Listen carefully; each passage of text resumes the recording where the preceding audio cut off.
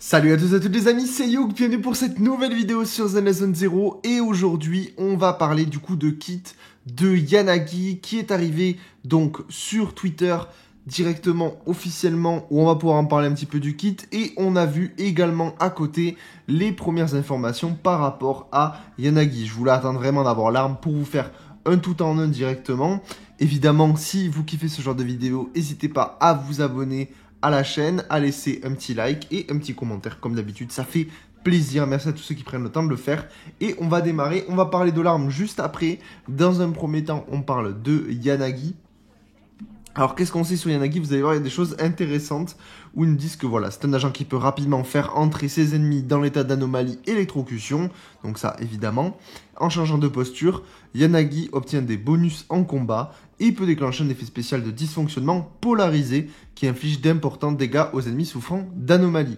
Et c'est là où il faut retenir. C'est qu'il y a vraiment deux types de dysfonctionnement maintenant dans le jeu. On a le dysfonctionnement général, donc le disorder que tout le monde connaît, mais on a maintenant le disorder polarisé qui va être le disorder de Yanagi. On va en reparler de celui-là. Donc, on a la capacité supplémentaire, donc Gesu, qu'apparemment Gesu, je crois que c'est le nom d'une des postures, on va en reparler aussi.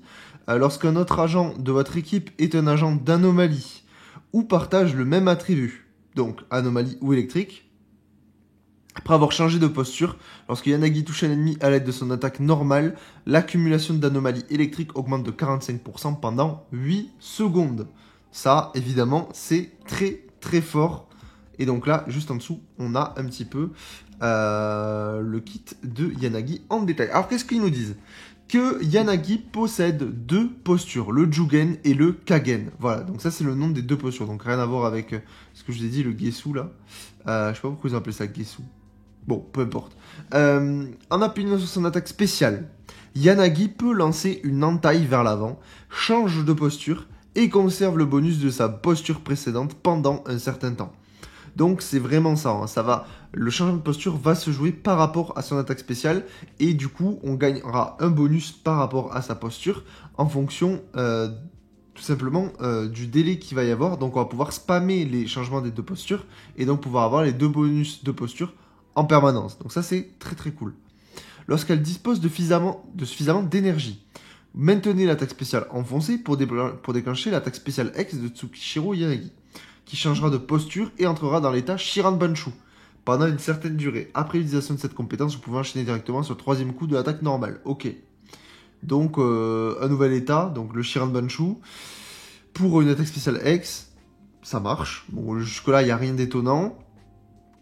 Et lorsque son attaque spéciale X touche un ennemi affecté par une anomalie d'attribut, les dégâts électriques infligés par Yanagi à la cible augmentent et l'effet de dégâts spécial dysfonctionnement polarisé est déclenché. Donc là, juste en dessous, il nous l'explique. Hein. Donc on a bien le dysfonctionnement général. C'est l'ennemi déjà affecté par une anomalie d'attribut plus un autre type d'anomalie d'attribut. Donc ça, c'est le classique. Et maintenant, on a le polarisé qui fait 15% de dégâts infligés par le disorder plus des dégâts supplémentaires infligés en fonction de l'adresse d'anomalie de Yanagi. Ok. Donc, il va falloir vraiment augmenter l'adresse d'anomalie de Yanagi. Ça va être très très intéressant pour les builds. Il n'annule pas les anomalies d'attributs dans souffle la cible. Donc voilà. Donc ça fait moins de dégâts qu'un disorder classique, mais qui est compensé par le fait que ça n'annule pas les anomalies d'attributs. Et derrière, ça va permettre aussi de se scale par rapport aux dégâts, par rapport à l'adresse d'anomalie de Tsukishiro pour faire des dégâts supplémentaires. Donc très très très intéressant. Ces dégâts sont considérés comme des dégâts de dysfonctionnement, n'annulent pas l'état d'anomalie d'attribut dans souffle la cible, donc c'est ce que je vous disais. Après avoir déclenché l'attaque spéciale X, le multiplicateur de dégâts de dysfonctionnement de tous les membres de l'escouade augmente également pendant une certaine durée. Donc ça c'est cool. Ok, donc très très intéressant aussi. On a vraiment des lignes qui... Enfin vraiment le personnage va être fou, hein. Vraiment le personnage va vraiment être très très fort. Donc ça là-dessus il n'y a aucun souci à se faire. En combat réel, le style de combat de Yanagi change en fonction de sa quantité d'énergie. Lorsqu'elle ne dispose pas de suffisamment d'énergie, appuyez sur l'attaque spéciale après le 3e, 4e ou 5e coup de l'attaque normale pour changer rapidement de posture. Et enchaîner directement sur le 3e coup de l'attaque normale de la posture actuelle. Ok, maintenez le rythme de changement pour obtenir 2 bonus de posture en même temps, ce qui augmente les dégâts infligés par Yanagi. C'est ce que je vous expliquais tout à l'heure. Lorsqu'elle dispose de suffisamment d'énergie, déclenchez l'attaque spéciale X pour que Yanagi consomme une certaine quantité d'énergie qui lui permet de changer de posture rapidement et d'entrer dans l'état Shiranbanshu. Pendant la durée de l'état, lancez des attaques normales consécutives pour faire tomber rapidement dans l'état électrocution. Lorsqu'elle dispose de suffisamment d'énergie, relancez l'attaque spéciale X pour déclencher dysfonctionnement polarisé. Donc en fait, on va avoir 2 combos différents, il explique juste en dessous, lorsque l'énergie n'est pas suffisante et lorsque l'énergie est suffisante. Et ça, c'est super intéressant, c'est-à-dire qu'on va avoir un changement de gameplay directement à faire sur le clavier, clavier en main, manette en main, peu importe, doigt en main, hein, pour ceux qui jouent sur mobile. Mais ça, c'est super intéressant, parce que du coup, lorsque l'énergie n'est pas suffisante, il faut faire 3 attaques normales, plus attaque spéciale, plus 3 attaques normales. Et lorsque l'énergie est suffisante, bah, l'appui long de l'attaque spéciale X, plusieurs fois directement sur l'attaque normale, et à nouveau terminer avec l'appui long pour l'attaque spéciale X, encore une fois, pour faire tout simplement des cycles. Donc ça va être trop intéressant au niveau du personnage. Le showcase va vraiment être intéressant de ce perso pour le coup, parce que bah voilà, il va falloir vraiment bien maîtriser ces 2 combos différents. C'est intéressant aussi qu'ils le mettent en avant, mais je suis très curieux de voir ce qu'ils vont faire par rapport à ça, et voir justement jusqu'à quel point c'est efficace, quoi. Et on a l'ulti, le Raiten, je sais pas comment il prononce ça, le Rai, je vais pas le prononcer, ça va être horrible en vidéo. La Yanagi laisse exprimer tout son potentiel pour asséner de puissantes entailles très rapides sur une vaste zone en face d'elle, ok, suivie d'une frappe éclair supplémentaire, infligeant d'importants dégâts électriques tout en déclenchant un dysfonctionnement polarisé, ok. Et après cette compétence, on peut enchaîner directement sur le 3e coup de l'attaque normale de la posture actuelle. Ok, donc ça, ce qui est bien, c'est qu'on a des, on va dire des combos entre les attaques. L'ulti qui permet directement d'enchaîner sur la suite. Pareil, on l'a vu avec l'attaque spéciale qui permet directement de combiner avec les combos de base. Donc on a quand même un personnage qui est vraiment super intéressant à ce niveau-là. Maintenant, on va parler de l'arme qui est arrivée du coup aujourd'hui. Ici, le chronotiseur qui est magnifique, ce petit chronotiseur de la section 6. Mais ce qui nous intéresse, c'est évidemment cette image ici. Donc du coup, on a l'attaque de base 713 en 2e ligne. Donc ça, très cool. Attaque 30% plus 713. Donc on va avoir un perso qui va vraiment faire très mal. Ce qui est du coup très cool parce qu'on va devoir focus l'anomalie, l'adresse d'anomalie par rapport à son kit, c'est ce qu'il nous expliquait. Et donc son arme va nous dire que le taux d'accumulation d'anomalies électriques du porteur augmente de 30%. Donc déjà 30%, c'est énorme. Lorsque des attaques spéciales ou attaques spéciales X touchent des ennemis, ça tombe bien, c'est ce qu'on va devoir spammer avec Yanagi, souffrant d'une anomalie d'attribut, l'adresse d'anomalie du porteur augmente de 75 pendant 15 secondes. Et ça aussi, c'est super fort. La valeur, elle est très haute. 75, c'est vraiment beaucoup, hein. Pour le coup, un boost de 75, on prend tous les jours. Et un personnage, en fait, sur les personnages qui souffrent déjà d'anomalies d'attribut, ça tombe bien parce que bah, justement, Yanagi, elle va en coller en masse.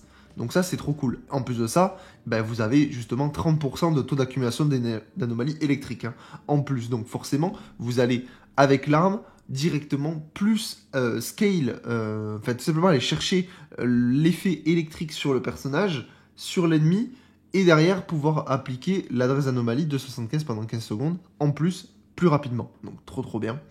C'est une arme qui se booste avec elle-même, donc ça c'est trop cool. Et lorsque l'adresse d'anomalie du porteur est supérieure ou égale à 375, les dégâts de dysfonctionnement infligés par le porteur augmentent de 25%. J'aime bien Beat the Glock, chaque seconde compte, j'aime beaucoup. 25%, c'est colossal, hein. C'est colossal. Alors là, cet effet ne fonctionne que sur les agents anomalies, évidemment. Là, ma question, c'est est-ce que les dégâts de dysfonctionnement infligés par le porteur augmentent de 25%? C'est aussi le dysfonctionnement polarisé?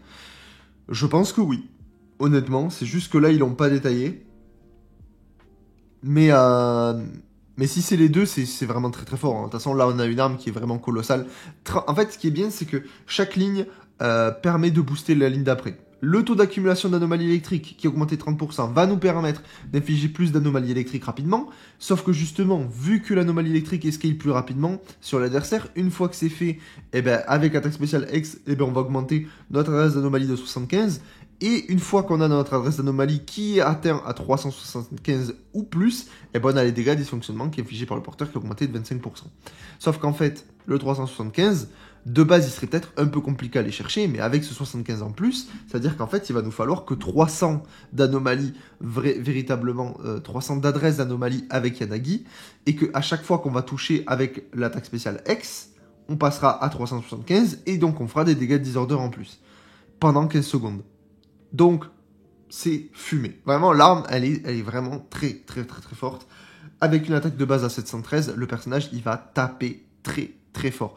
Maintenant, est-ce qu'il va taper plus que Jane? Ça va être la grande question. Ça va être le moment où on va devoir un petit peu faire des showcases à ce niveau-là, un petit peu tester. Et ça va être super intéressant. On a évidemment un petit détail par rapport à l'arme. Un nouveau modèle de moteur ampli à super ordinateur conçu sur mesure par la section 6 des FSN, doté des fonctions de calcul et d'analyse les plus avancées. Il mesure avec précision les périodes d'activité et l'état physique de l'utilisateur pour calculer le meilleur plan d'action. La montre de Yanagi est intégrée dans ce moteur ampli. Toutefois, à chaque fois que le moteur ampli s'enclenche, les aiguilles du cadran s'emballent à cause de l'abondance d'énergie éthérique et ne peut plus indiquer l'heure avec précision. Ainsi, lorsqu'elle regarde sa montre et vous dit qu'il faudrait vous dépêcher un peu pour ne pas être en retard, ne prenez pas ces mots pour argent comptant. Bah écoutez, le personnage a l'air fou. Voilà, moi je vous le dis, le personnage a l'air vraiment fou. Ils ont vraiment réussi quelque chose avec Yanagi, je trouve. Le délire de changement de posture, l'arme qui est vraiment colossale. Je veux dire, que dire de plus à ce niveau-là? Vraiment, c'est stratosphérique. L'arme, pour ceux qui se demandaient s'ils devaient aller la chercher, franchement, vous pouvez y aller. Hein. L'arme, évidemment, comme d'habitude, c'est l'arme signature du perso, donc évidemment que ça sera la meilleure arme pour le personnage. Ça, là-dessus, il n'y a aucun problème. Mais je pense que vraiment, là, on a une arme qui est très forte pour le Yanagi. En fait, c'est un petit peu comme on avait avec Jane, l'arme de Jane aussi qui est stratosphérique. Bah là, on va arriver sur quelque chose de similaire, en fait. Quelque chose qui est designé pour le perso, comme d'habitude, et qui est là pour faire super mal. Donc ça, là-dessus, il n'y a pas de problème à ce niveau-là. Voilà un petit peu pour le kit de Yanagi en bref, parce qu'on n'est pas non plus dans le kit complet, et surtout sur l'arme du personnage qui est super intéressant. Dites-moi ce que vous en pensez dans les commentaires, comme d'habitude, et nous, on se retrouve demain pour une nouvelle vidéo sur Zenless Zone Zero. Ciao.